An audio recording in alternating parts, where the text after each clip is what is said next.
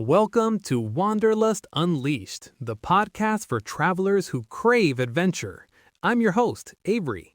And I'm Melody.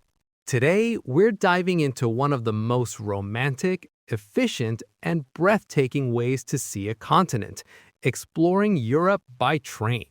Oh, I'm so excited for this topic. There's just nothing quite like it. The clickety-clack of the wheels, the world sliding by your window, it's pure magic. It really is. We're going to talk about why train travel is making such a huge comeback, some must-see routes, and of course, share our top tips for making your rail journey seamless. So, Melody, let's start with the big question. In an age of budget airlines, why choose the train? For me, it's about the experience itself. Flying is a means to an end, right? You're just trying to get from A to B. But with a train, the journey is part of the destination. I completely agree. You actually see the country you're traveling through.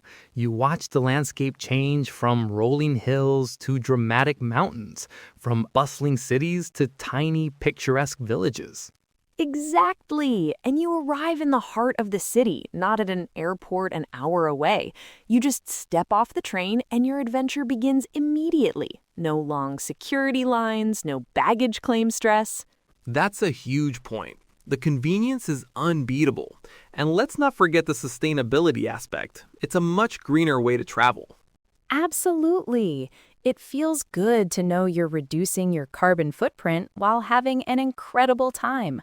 Plus, you get so much more legroom and you can bring a proper picnic on board. The on-board picnic is a sacred ritual of train travel. Let's talk routes. When people think of scenic European train journeys, what's the first one that comes to mind for you? Oh, it has to be Switzerland.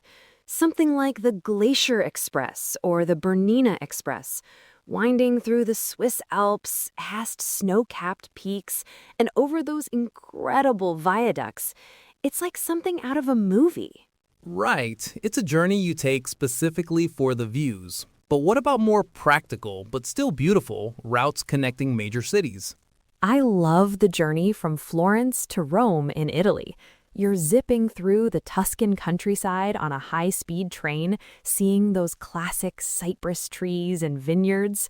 It's fast, efficient, but you still get that stunning scenery. That's a great one. And I'm a big fan of the routes in Germany.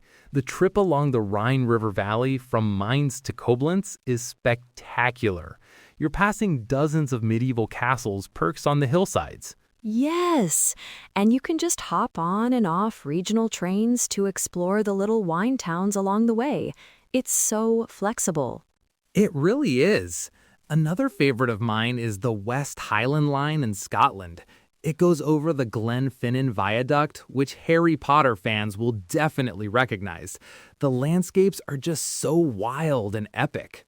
Oh, that's on my bucket list.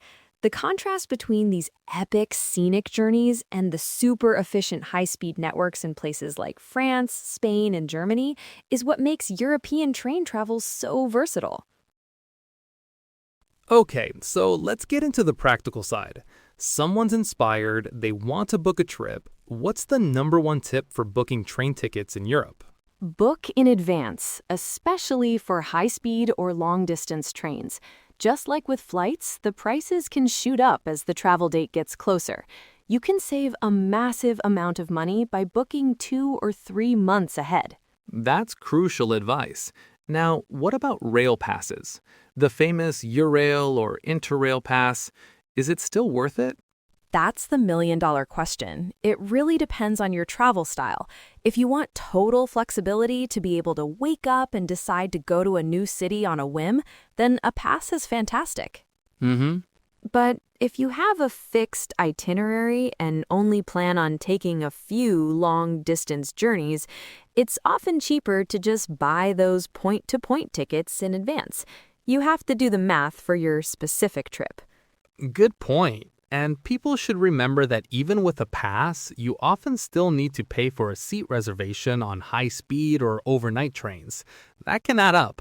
Exactly. Don't get caught out by that. Also, a little tip. Don't be afraid of second class. European second class train cars are often more comfortable and spacious than an economy airplane seat.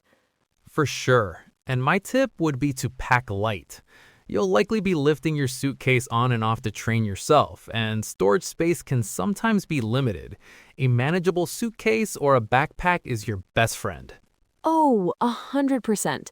The less you have to wrestle with, the more you can just relax and enjoy the ride. So, to sum it up, train travel in Europe is scenic, convenient, sustainable, and just a fundamentally joyful way to explore. I also want to mention that Indus Travels offers many preset train trips throughout Europe. You can check out their website at www.indus.travel and find many train trips in Europe. It is a most convenient and cost-effective way to book your next train journey in Europe. It really is. My final piece of advice would be to just embrace it. Don't bury your head in a phone for the whole journey. Look out the window. Chat with the person sitting next to you. Go to the dining car. The experience is what you make it. Perfectly said. Well, that's all the time we have for today. A huge thank you to Melody for sharing her insights. Thanks for having me, Avery. It was a pleasure. And thanks to all of you for listening to Wanderlust Unleashed. Until next time, happy travels!